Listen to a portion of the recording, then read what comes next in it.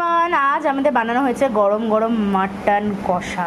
Just কালারটা দেখো, আর পিসগুলো এই দেখো, আলু দিয়ে জাস্ট পিসগুলো একবার দেখো, নরম দেখছো, একদম চর্বির পিস, রেয়াজি পিস, একদম রেয়াজি মাটন।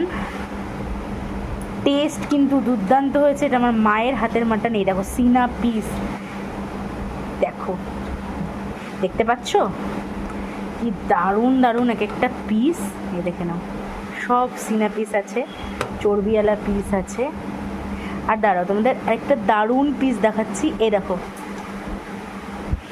এইটা তোমাদের সেই রয়েছে নারকেল পিস, নারকেল পিস, এটা রয়েছে নারকেল পিস।